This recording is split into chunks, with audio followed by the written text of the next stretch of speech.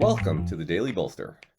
Each day we welcome transformational executives to share their real-world experiences and practical advice about scaling yourself, your team, and your business. Welcome to the Daily Bolster. I'm Matt Blumberg, co-founder and CEO of Bolster. And I'm here today with Stephen Shedletzky, otherwise known as Shed. Shed is a speaker. He's a leadership coach. He's an advisor, and he's an author. His latest book is called Speak Up Culture. When leaders truly listen, people step up. Shed, it's good to see you again. It's good to be here with you, Matt. Thank you. Yeah, absolutely. So I have not read your book yet. It is on my Kindle. I love the title and subtitle. They speak volumes to me.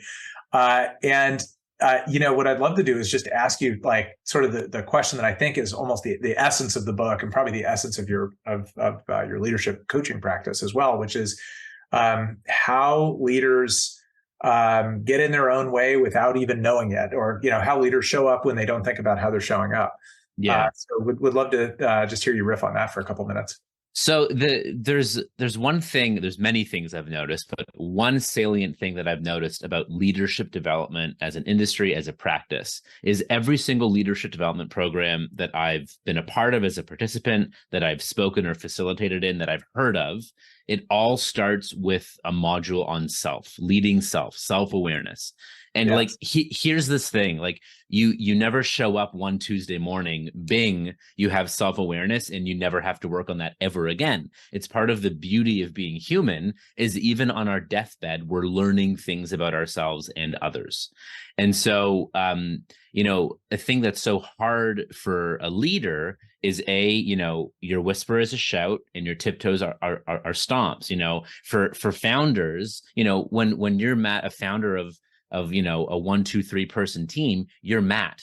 As soon as you're CEO founder of a 20, 60, 75, 200, 3,000 person organization or team, you're not Matt, you're the CEO or founder.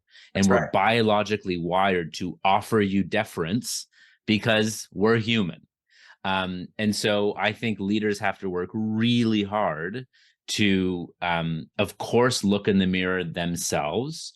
You can have tools like assessments and StrengthsFinder and Hogan and Berkman and all these things, as well as external mirrors, coaches, confidants, peer groups, friends, colleagues, others who provide you feedback on how you show up so you can build that muscle of self-awareness.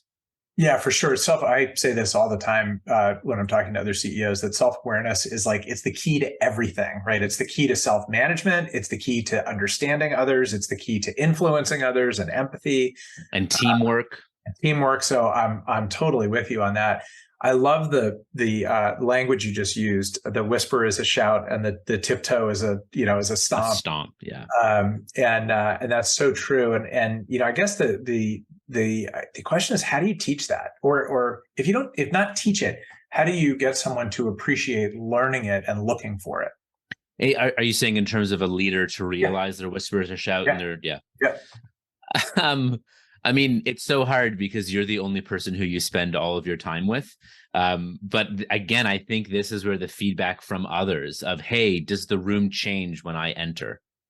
For you as a leader to ask not just one question or take information at face value, but to ask open-ended questions and to be silent. And when you hear news that isn't fun news to hear, isn't good news, is hard news to hear, might be inconvenient, might be bad news, you cannot punish that messenger. You have to reward them for taking the risk of being truthful with you. I mean, this is the premise of my book, Speak Up Culture, is there's no such thing as a fearless leader. If a fearless leader exists, that's the one who's going to get you killed. Like, fear is important. Fear keeps us, modulating our risk. And so the role of leadership is not to be fearless or to create fearlessness. Again, that can be dangerous. The goal is to create less fear. And when the people around you feel that it's safe, psychologically safe, and worth it, that it'll lead to some sort of positive outcome or impact, for them to take the risk of speaking up, sharing ideas, feedback, concerns, disagreement, admitting mistake, that is actually rewarded and leads to better outcomes in the organization, you're more likely as a leader to be dished truth rather than people kissing up to you.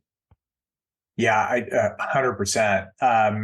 I know what's interesting is how much of it is about the two-way street of information, right? So knowing that your whisper is a shout, you have to be really careful about when you whisper and where you whisper, and quite frankly, when you shout, because sometimes you need to shout too. Yeah. And you need to do that so that people hear you in the right way.